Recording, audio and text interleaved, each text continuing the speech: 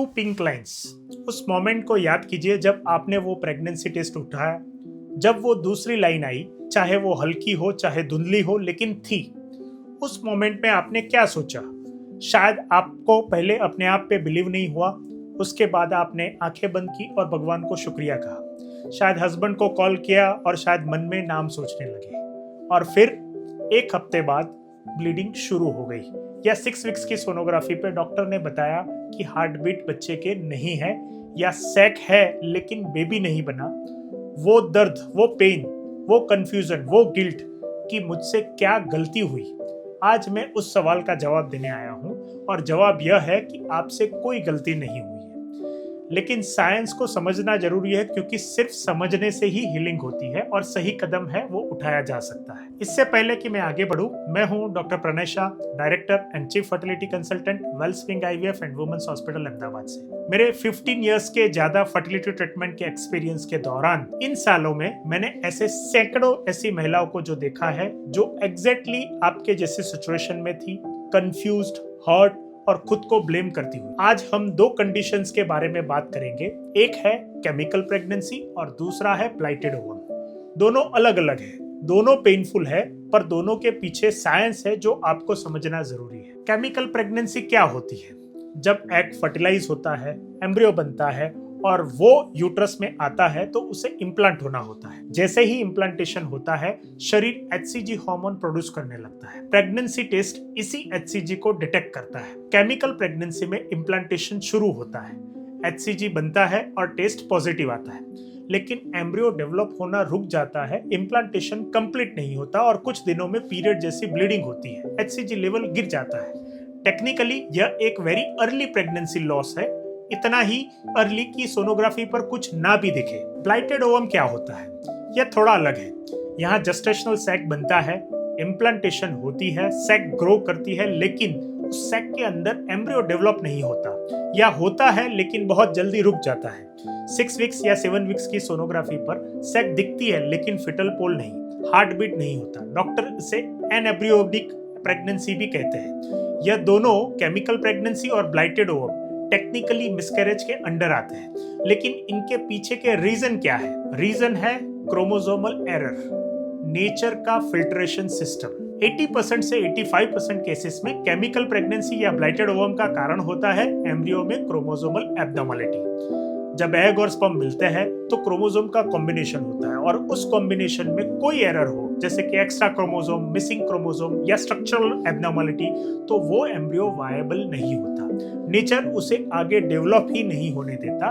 यह नेचर का filtration system है, यह आपकी गलती नहीं है। अब सबसे इंपॉर्टेंट मिथ जो आप हर रोज सुनते हैं और जो आपको अंदर से तोड़ देते हैं।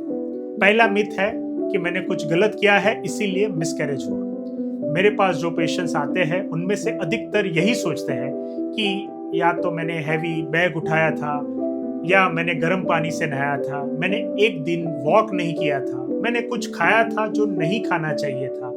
मैं आपसे एकदम डायरेक्टली कहना चाहता हूं कि इनमें से किसी भी एक भी चीज से केमिकल प्रेगनेंसी या ब्लाइटेड ओवम है वो नहीं होता। जो क्रोमोसोमल एरर होती है वो फर्टिलाइजेशन के मोमेंट पर होती है, और उस पर आपका कोई कंट्रोल नहीं होता, न उसके पहले न उसके बाद। दूसरा मिथ है कि अगर एक बार केमिकल प्रेगनेंसी हुई तो बार बार यही होगा।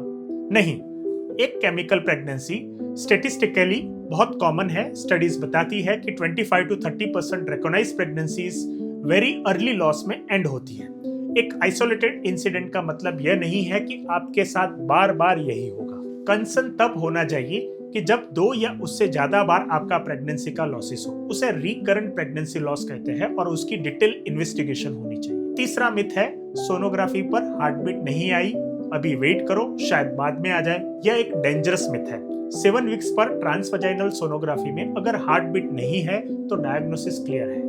5.5 या 6 वीक्स पर सोनोग्राफी करना और पैनिक करना यह भी गलत है, क्योंकि इस स्टेज पर हार्ट बीट कभी भी नेचुरली नहीं आई हुई होती। टाइमिंग मैटर करती है। सही टाइमिंग पर सही इक्विपमेंट से और एक्सपीरियंस डॉक्टर द्वारा की गई सोनोग्राफी का रिजल्ट मीनिंगफुल होता है। किसी की बात सुनकर वेट करो, मिरेकल होगा, अभी हार्ट बीट नहीं आई है, बाद में 2-3 हफ्ते में आ जाएगी, यह मेडिकली अनसाउंड एडवाइस है। चौथा मिथ है यह सब स्ट्रेस की वजह से हुआ है। हाँ, स्ट्रेस एक कंट्रीब्यूटिंग फैक्टर हो सकता है रिकरेंट लॉस में। कॉर्टिसोल और प्रोजेस्टेरोन की रिलेशनशिप के थ्रू ये हो सकता है, लेकिन स्ट्रेस अकेले क्रोमोसोमली नॉर्मल एम्ब्रियो को नहीं मार सकता। जब क्रोमोसोमल एरर होती है तो वो सेलुलर लेवल पर होती है और स्ट्रेस उसका कॉज नहीं होता है। अब सबसे इंपॉर्टेंट क्वेश्चन है कि आगे क्या करें। अगर एक बार यह एपिसोड हुआ है, मतलब कि एक बार केमिकल प्रेगनेंसी या ब्लाइटेड ओवम हुआ है, तो उसके बाद घबराने की जरूरत नहीं है। Medically next natural menstrual cycle के बाद ट्राई करना सेफ है, लेकिन इमोशनली खुद को रिकवर करने का समय दीजिए। यह लॉस रियल था, आपका ग्रीफ वैलिड है। बेसिक ब्लड वर्क करवाइए, जैसे कि थायराइड, प्रोलैक्टिन, ब्लड शुगर और प्रोजेस्टेरोन लेवल, क्योंकि कभी कभी लो प्रोजेस्टेरोन अर्ली प्रेगनेंसी में सपोर्ट नहीं कर पाता और वो एक करेक्टेबल कॉज है। अगर 2 या ज्यादा बार ये एपिसोड हुआ है, यानी रिकरेंट प्रेगनेंसी लॉस हुआ है, तो उसके इन्वेस्टिगेशंस करवाने जरूरी है। यहाँ हम सीरियस मोड में जाते हैं। पहला स्टेप है क्रोमोसोमल कैरियोटाइपिंग।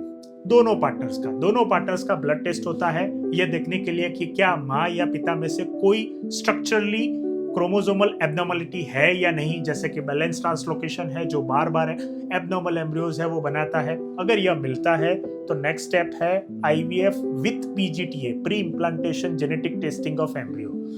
दूसरा स्टेप है एंटी फॉस्फोलिपिड सिंड्रोम्स का टेस्टिंग, APS का टेस्टिंग। यह एक ऑटो इम्यूनी कंडीशन है जिसमें ब्लड क्लॉटिंग की एब्नॉर्मलिटीज होती है। अर्ली प्रेगनेंसी में प्लेसेंटा के वेजल्स में क्लॉट बनते हैं और एम्ब्रियो को ब्लड सप्लाई नहीं मिलती और प्रेगनेंसी है वो फेल हो जाती है। बट उसकी ट्रीटमेंट सिंपल है।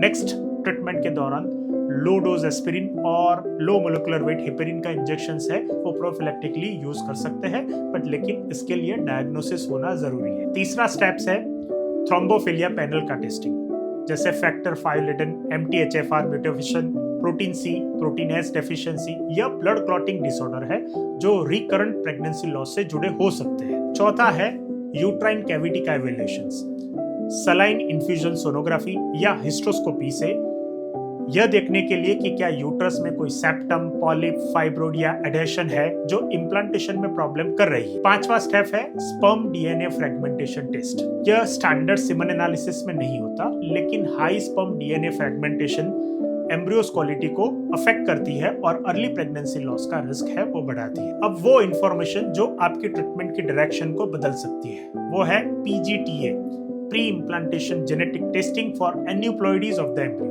अगर आप IVF कर रहे हैं या IVF करने का प्लान है और आपका रिकरेंट प्रेगनेंसी लॉस की हिस्ट्री है, तो PGTA आप सीरियसली कंसिडर कर सकते हैं। PGTA में IVF साइकिल में जो एम्ब्रियोज बनते हैं उसकी बायोप्सी ली जाती है। उन एम्ब्रियोज के क्रोमोसोम्स की जेनेटिक टेस्टिंग होती है जो जनरली 7 से 10 दिन में रिपोर्ट आता है। क्रोमोसोमली नॉर्मल एम्ब्रियोज होते हैं जिन्हें हम यूप्लॉइड एम्ब्रियो कहते हैं, उन्हें ही सिलेक्ट करके ट्रांसफर किया जाता है। रिजल्ट, मिसकैरेज का रेट ड्रास्टिकली कम हो जाता है। एक PGTA टेस्टेड यूप्लॉइड एम्ब्रियो के मिसकैरेज की रेट होती है 5% से कम, जबकि बिना टेस्टिंग के रैंडमली सिलेक्टेड एम्ब्रियोज की मिसकैरेज रेट होती है एज के अनुसार 20 से 40% तक। यह स्पेशली इंपॉर्टेंट है जब माँ की उम्र 35 से ज्यादा हो या 2 से ज्यादा बार प्रेगनेंसी लॉसेस हुए हो या IVF के रिपीटेड फेलियर्स हो। एक और एडवांस ऑप्शन है प्रोडक्ट ऑफ कंसेप्शन टेस्टिंग। अगर आपकी प्रेगनेंसी फेल हुई है और टिश्यू अवेलेबल है तो उस टिश्यू की जेनेटिक टेस्टिंग हो सकती है। इससे कंफर्म होता है कि क्या लॉस क्रोमोसोमल था और अगला स्टेप आपका क्या होना चाहिए। यह तकलीफ के बीच में एक एक्शनेबल आंसर देता है। मैं जानता हूं आज का वीडियो इमोशनल था। 2 गुलाबी लाइंस देखकर जो होप जगती है और फिर जो तकलीफ होती है वो डिस्क्राइब नहीं की जा सकती, लेकिन मैं चाहता हूं कि आप एक बात याद रखें, आपका शरीर आपका दुश्मन नहीं है। जो हुआ वो नेचर का फिल्ट्रेशन था।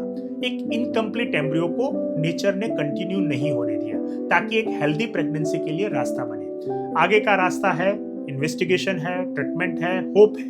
अगर यह वीडियो आपको हेल्पफुल लगी तो प्लीज लाइक और शेयर जरूर करें। किसी दोस्त को, किसी रिश्तेदार को जो इस दर्द से गुजर रहे हो, उन्हें यह वीडियो जरूर भेजें। कमेंट में लिखिए। अगर आपका कोई सवाल है तो मैं पर्सनली सारे कमेंट्स पढ़ता हूं और उसका रिप्लाई देने की भी मैं कोशिश पूरी करता हूं। सब्सक्राइब करना भी मत भूलिए क्योंकि हर हफ्ते ऐसी ही जरूरी जानकारी यहाँ मिलती है। Thank you. मिलते हैं अगले वीडियो में।